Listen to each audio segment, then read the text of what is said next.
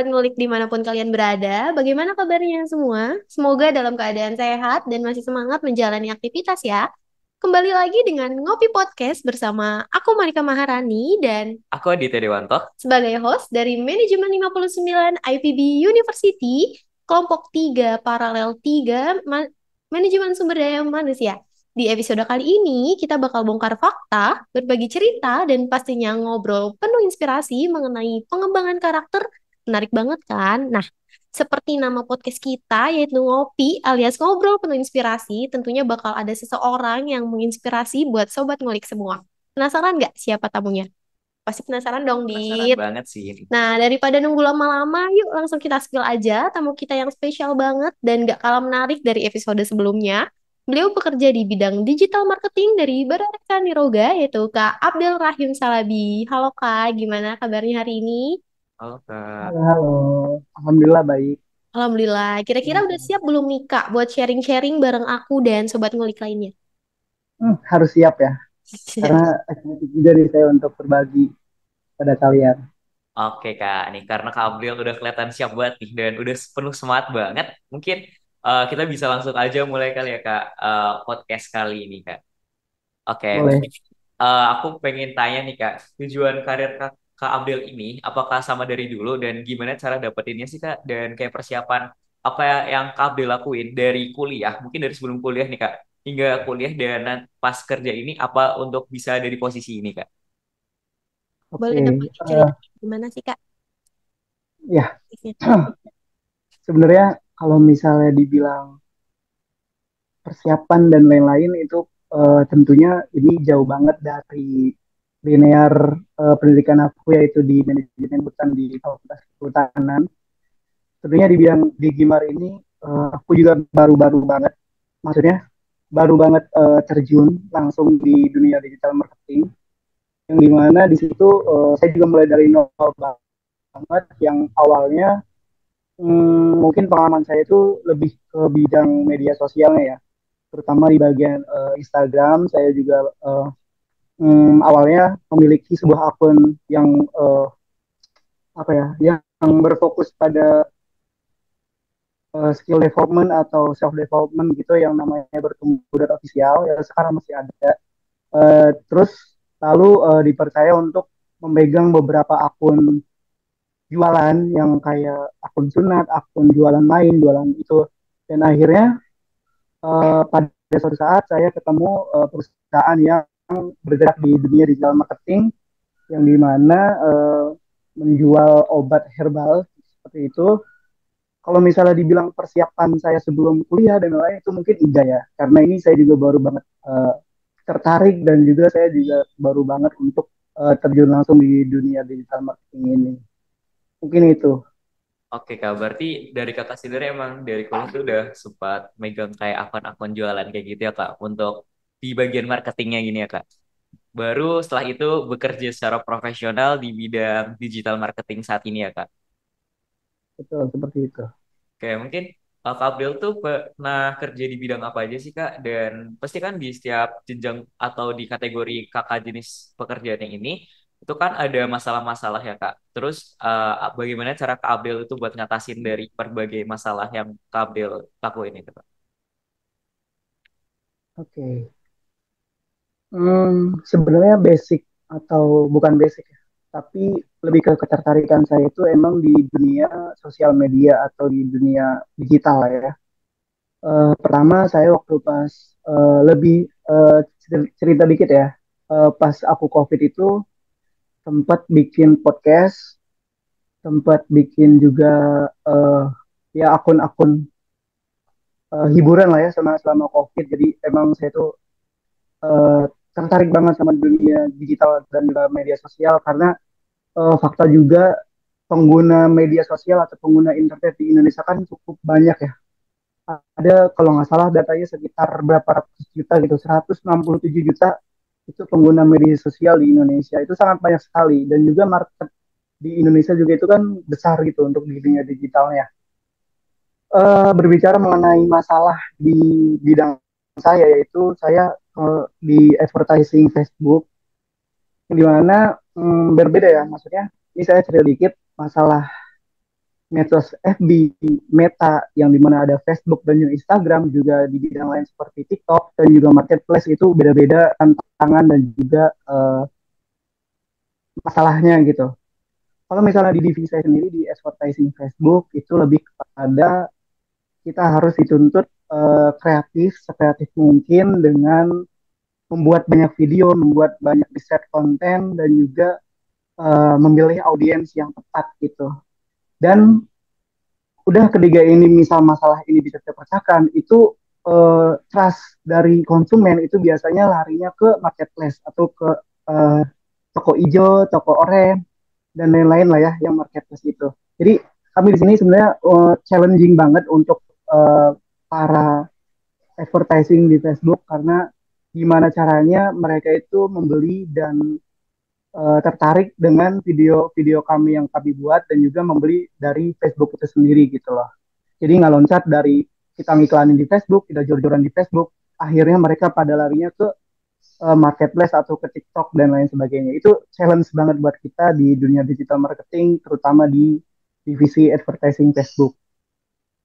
Cara mengatasinya tuh lagi-lagi kita kan sebuah tim ya di dalam sebuah perusahaan yang dimana ada beberapa orang, ya lumayan banyak lah divisi dari advertising Facebook. Di situ juga kita berlomba untuk siapa yang mendapatkan profit yang paling banyak, yang mendapatkan klien yang paling banyak. Terutama kalau bisa di Facebook ini kan bukan kepada repeat order ya, tapi kepada new customer atau pelanggan baru gitu. Jadi sebenarnya kita di situ ada kompetisi dan juga ada juga kolaborasi sebenarnya. Kalau misalnya saya sendiri disiasatinya tuh dengan lagi-lagi kepada balik kepada diri kita sendiri. Kalau misalnya kita dagangkan itu, dagang apapun itu, kita yakini aja kalau misalnya apa yang kita jual pasti itu ada yang beli gitu. Saya sempat juga putus asa, saya sempat juga down karena emang nggak dapat dapat pembeli atau nggak dapat dapat customer yang tertarik kepada videoku, ngeklik keranjangnya gitu kalau misalnya di TikTok itu sempat banget. Tapi lagi-lagi disadarkan bahwa kita jualan itu pasti ada yang beli gitu. Jadi kita berusaha terus, aku berusaha terus untuk mendapatkan video yang terbaik, untuk mendapatkan landing page yang terbaik dan untuk mendapatkan yang ujung-ujungnya tuh adalah ke customer yang baru gitu ataupun yang baru beli ke produk kita gitu. Lebih ke apa ya? Kesadaran diri aja sih untuk lebih berkembang ke yang arah yang lebih baik, positive thinking aja gitu. Oke Kak, berarti emang dari Kak Abdel ini kendala-kendala yang tadi disebutkan kayak lebih banyak beralih dari Facebook ini ke toko hijau atau toko oranye itu, berarti emang caranya emang dari diri kita sendiri ya Kak, buat kita harus bisa lebih berkembang, kita harus bisa belajar lebih-lebih lagi daripada yang lain agar bisa mendapatkan apa yang kita inginkan Kak. Betul. Ya kurang lebih seperti itu. Kalau dari Kak Abdel ini pernah ikut pelatihan nggak sih Kak? Kan tadi Kakak udah bilang tuh kayak dari awal kuliah udah kayak terjun ke sosial media gini dan tertarik juga. Kak Abel tuh pernah ikut kursus kayak digital marketing atau video kayak gitu nggak sih Kak? Pernah sebelumnya kalau misalnya tahu program dari Revoyu, dari program IG itu yang banyak banget mengenai digital marketing, itu juga saya pernah ikut mini course-nya aja sebenarnya. Nggak sampai course-nya karena kalau masuk pelatihan itu sendiri, kalau nggak salah bayarnya 11 juta gitu. Jadi saya belum sempat masuk ke situnya, tapi saya udah masuk mini course-nya yang dimana di situ juga udah dikupas sedikit-sedikit mengenai apa itu digital marketing, terus apa aja bagiannya kayak SEO, SMO, SEM, Facebook, Instagram dan lain-lain lah ya. Nah itu udah dijelasin sedikit-sedikit mungkin dari review itu. Jadi kalau misalnya buat teman-teman semua yang dengerin podcast ini yang mau terjun di dunia digital marketing bisa juga banyak juga kayak ada review, ada juga apa ya, pokoknya banyak deh yang menawarkan jasa-jasa bimbingan belajar digital marketing gitu, baik di Instagram, dari Twitter, di LinkedIn juga ada, di TikTok juga ada kayaknya sih. Pokoknya itu. Dari review saya belajarnya awalnya. Oke Kak, berarti emang dari Kakak sendiri itu selain eh, pelatihan yang tadi Kakak sebutkan seperti mini course, Kakak itu lebih banyak pelatihan atau berkembang secara onboarding atau langsung jalan ya Kak, kayak dari kakak berlatihnya tuh langsung dalam prakteknya gitu ya kak, daripada ikut pelatihan-pelatihan yang ada di online kayak gitu kak. Betul. Tapi kalau misalnya seperti saya yang trial and error itu mungkin memiliki jangka waktu yang lebih panjang gitu karena kita nggak tahu errornya sampai kapan. Tapi kalau misalnya kita itu ikut course maupun ikut apa itu kan dibimbing dari sananya untuk bisa ke jalan yang mungkin lebih benar gitu. Kalau saya emang lebih banyaknya ke trial and error itu sendiri gitu. Kita berarti emang ada plus minusnya sendiri ya kak dari antara praktek langsung sama dari course ini ya kak. Oke kak, mungkin Betul. selanjutnya Kak Abdul tuh pernah nggak sih Kak dapat beasiswa pas bekerja mungkin dari beasiswa berupa dana atau pelatihan atau sebagainya macamnya Kak? Sejauh ini sebenarnya saya belum pernah mendapatkan beasiswa, tapi kalau misalnya eh, ya belum pernah untuk mendapatkan reward atau beasiswa karena ya belum mencapai target yang KPI yang perusahaan berikan gitu. Oke, berarti emang di Ini tuh. itu ada KPI sendiri ya Kak untuk mendapatkan suatu reward atau suatu pemunduran kayak gitu ya Kak? Betul. Setiap perusahaan, setiap bulan, setiap hari kita punya KPI-nya itu masing-masing. Setiap EDP ya punya KPI-nya masing-masing. Gitu loh.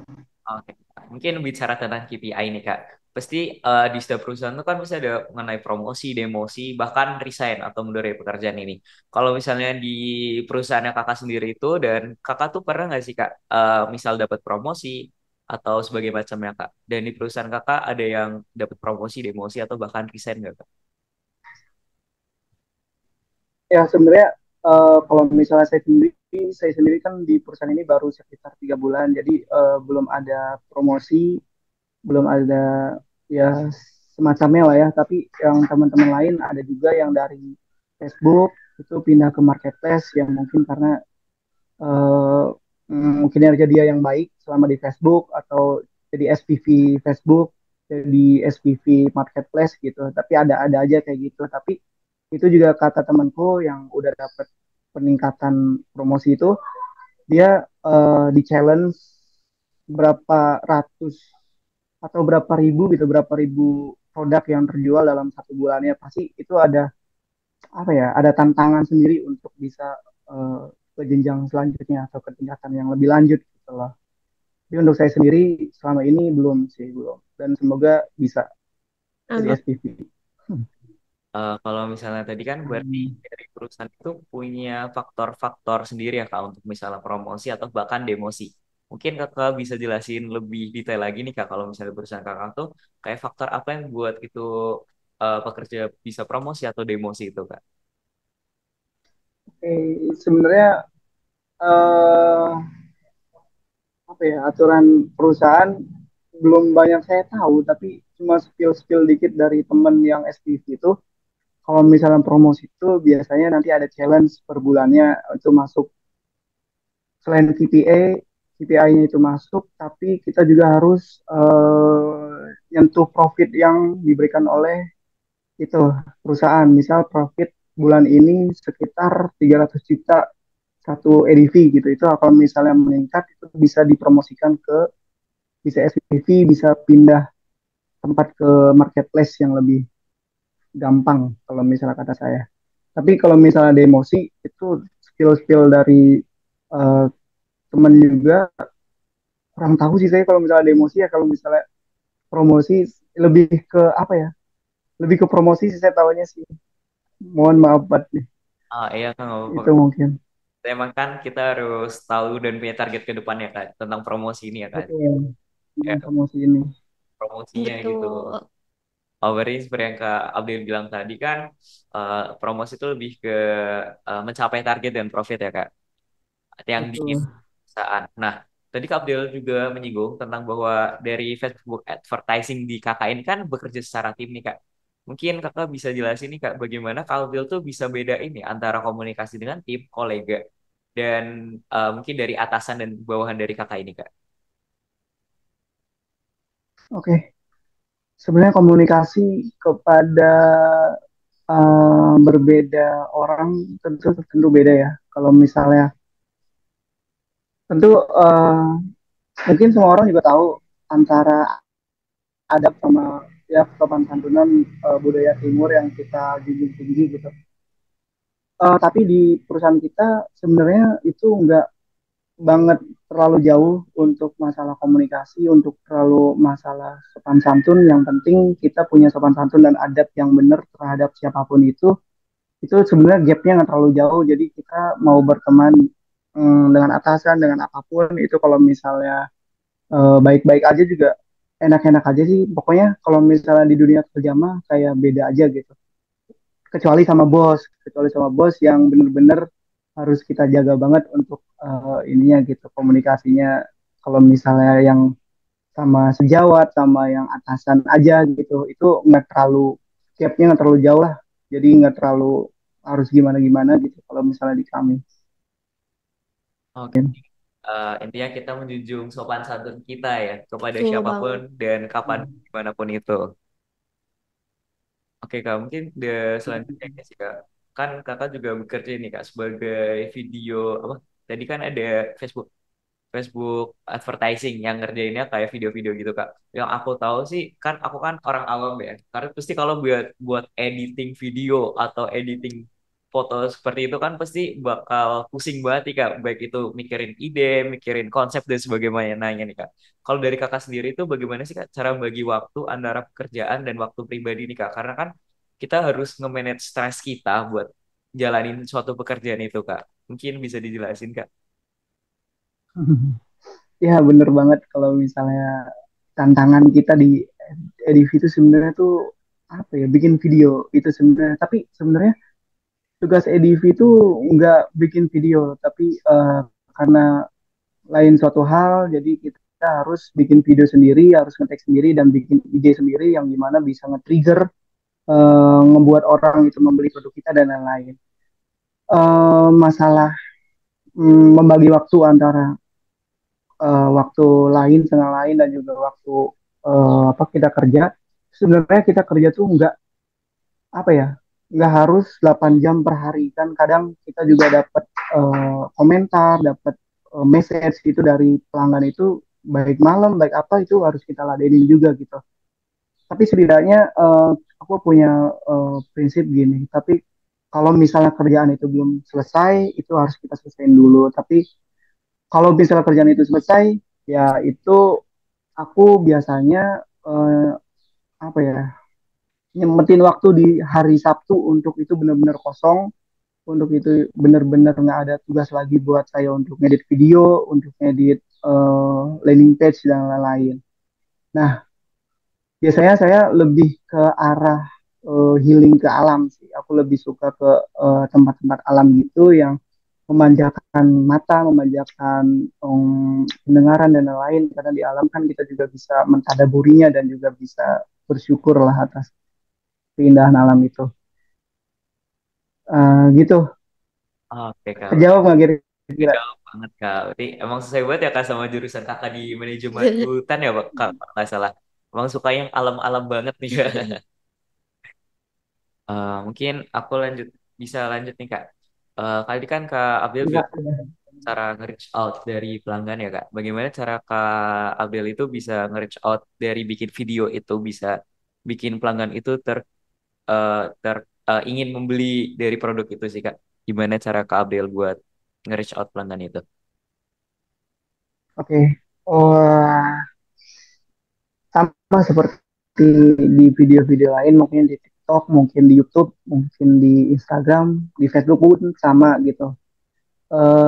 Kita yang mungkin kalian juga tahu, yang mungkin mereka juga tahu, kita harus memaksimalkan 3 second clickbait.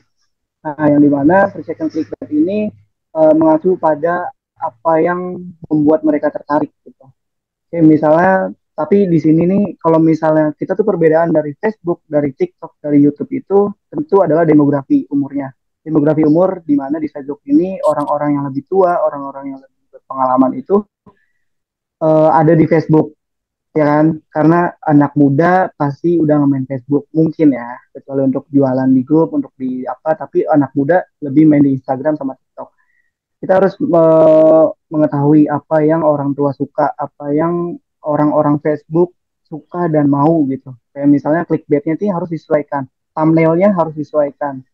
Jadi kita nggak asal-asalan bikin 3 second clickbait, nggak asal-asal bikin ide konten, nggak asal-asal bikin thumbnail. Jadi di antara ketiga atau keempat media sosial ini harus tahu apa demografinya, apa eh, yang menjadi apa ya eh, core-nya dari si media sosial ini.